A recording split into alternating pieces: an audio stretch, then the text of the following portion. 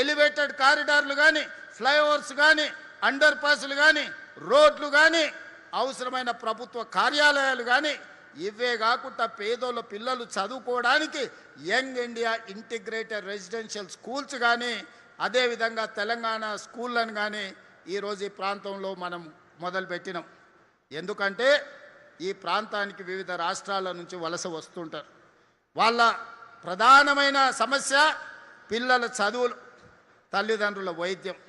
అందుకే పిల్లల చదువులకు ఉచితంగా అంతర్జాతీయ ప్రమాణాలతో చదివించాలని, ప్రైవేట్ కార్పొరేట్ స్కూళ్ళతో పోటీ పడాలని, అదేవిధంగా అపోలో యశోద లాంటి ట్రీట్మెంట్స్ అందించాలి పేదవాళ్ళకు ఉచిత వైద్యాన్ని ఈనాడు ప్రత్యేకమైన ప్రణాళికలతోని మన ప్రభుత్వం ముందుకు వచ్చింది.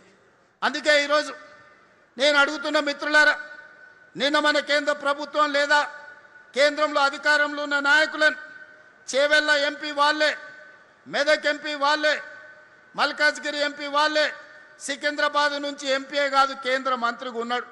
ఈడున్న నలుగురు పార్లమెంట్ సభ్యులు ఈ ప్రాంత ప్రజలు ఓటేసి గెలిపించారు. తెలంగాణ నుంచి 8 మంది ఎంపీలను ఇస్తేనే నరేంద్ర మోడీ గారు ప్రధానమంత్రి అయింది. నేను ఇవాళ అడుగుతున్నా, ప్రజలు మీకు ఓట్లేసి గెలిపించి ఢిల్లీకి పంపిస్తే మోడీని అడిగి మెట్రోని తెచ్చే తెలివితేటలు మీకు లేవా? రీజనల్ రింగ్ రోడ్కు నిధులు అడగాల్సిన అవసరం లేదా? గోదావరి నదీ జలాలు హైదరాబాద్ నగరానికి తాగడానికి నిధులు తీసుకురావాల్సిన అవసరం లేదా? సింగూరు నదీ జలాలను హైదరాబాద్కి తేవాల్సిన అవసరం లేదా? వీటి మీద మీరు మోడీ గారిని అడగరా? మూసీ నది ప్రక్షాళన కోసం కేంద్ర ప్రభుత్వం నుంచి అనుమతులు తీసుకురమ్మంటే అది చేత కాదు. కానీ ఈడుండి పొంకనాలు కొడుతున్నారు. ఆయన పెద్ద మనిషి కిషన్ రెడ్డి వెనకటికి ఎవరో చెప్పిండంట, పొంకనాల పోసిగానికి 3 ఎడ్లుంటే 36 దొడ్లునే. అయ్యా కిషన్ రెడ్డి, నువ్వు ఎంత మొనగానువో ఎంత లడాయికోతో తెలంగాణ వాళ్ళందరికీ తెలుసు. నీ తెలివితేటలు ఆపేయి. మోడీ గారిని అడుగు, ప్రాణహిత చేవెళ్ల మీద తుమ్మిడేటి ప్రాజెక్టు మహారాష్ట్ర ముఖ్యమంత్రి మనతో చర్చించడానికి రాకుండా అడ్డుపడుతున్నది మీరు కాదా? ఈరోజు గోదావరి నుంచి ఈ నగరంలో విస్తరిస్తున్న జనాభాకు 20 టీఎంసీల తాగునీళ్లు తేవాలని పనులు ప్రారంభిస్తే ఆ నిధులు రాకుండా అడ్డుకుంటున్నది మీరు కాదా? ఇవాళ సింగూరు జలాలను నగరాన్ని దాహార్తిని తీర్చడానికి ప్రయత్నం చేస్తుంటే అడ్డుపుల్ల పెట్టింది మీరు కాదా? ఈరోజు నరేంద్ర మోడీ గారు సబర్మతి రివర్ ఫ్రంట్ కట్టుకుంటే అబ్బా ఆహా ఓహో అని నువ్వు డప్పు కొడతావట్టి. ఆయనకు ఢిల్లీలో యమునా నది కట్టుకుంట్రి, యూపీలో గంగా నది రివర్ ఫ్రంట్ కట్టుకుండ్రి.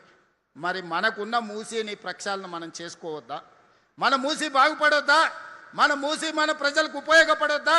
మన మూసీ సరిహద్దున మన యువకులకు ఉద్యోగ ఉపాధి రావద్దా? ఎందుకు అడ్డుకుంటున్నారు? గుజరాత్కు గులాములుగా మీరు ఎందుకు పనిచేస్తున్నారు?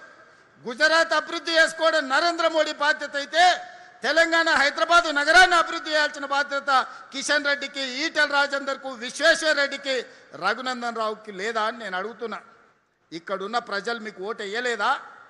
మిమ్మల్ని ఎంపీలను చెయ్యలేదా? మీరు కేంద్రంలో ప్రభుత్వంలో లేరా?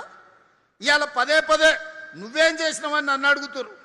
10 ఏళ్ళు ఉన్నాయన, 10 ఏళ్ళ తర్వాత ఫామ్ హౌస్లో వండుకున్నాడు. 12 ఏళ్ళు అయింది నరేంద్ర మోడీ వచ్చి. 2 ఏళ్ళలోనే ఏమి చేయలేదని నన్ను అడుగుతున్నారు కదా. అసెంబ్లీకి రాండి, 10 ఏళ్ళల్లో ఆయన ఏం చేసిండో, 12 ఏళ్ళలో మోడీ ఏం చేసిండో, 2 ఏళ్ళల్లో నేనేం చేసిండో నేను చర్చ పెడతా.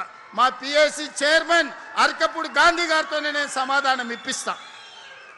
2 ఏళ్ళలో ఏమేమి పనులు చేసినో, ఏమేమి విధాన నిర్ణయాలు చేసినో, ఏ విధంగా మన రాష్ట్ర అభివృద్ధి కోసం ప్రణాళికలు సిద్ధం చేసినో అసెంబ్లీలో 4 రోజులు దీని మీదనే చర్చ పెడతాం.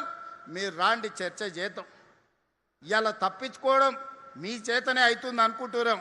కానీ ఎలుకకు పొగబెట్టి బయటకు ఎట్లా తేవాళ్ళనో మా కార్యకర్తలు అందరికీ తెలుసు. మీరు అనుకుంటున్నాం ఎప్పటికీ మోసం చేస్తామని. వాళ్ళని చూడురి, మున్సిపల్లో చిన్న వార్డు మెంబర్కి ఎన్నికలు ఉంటే మోడీకి చూసి ఓటేయండి అంటారు.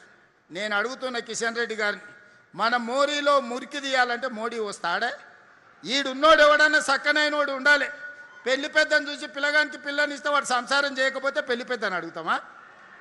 ఇవాళ ఈడ ఓట్లు వేసేటోడు మనకు పని చేసేటోడు అయి ఉండాలి, మనకు అందుబాటులో ఉన్నోడు కావాలి, మన సమస్యలు తెలిసినోడు కావాలి.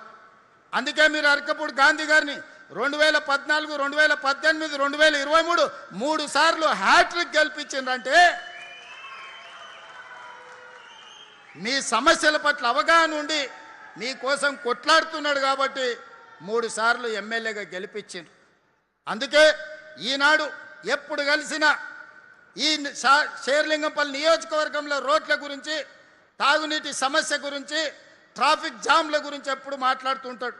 బస్సుల గురించి వారు అడిగినారు. తొందరలోనే గాజుల రామారంలో 100 ఎకరాల అంతర్జాతీయ బస్ టెర్మినల్ని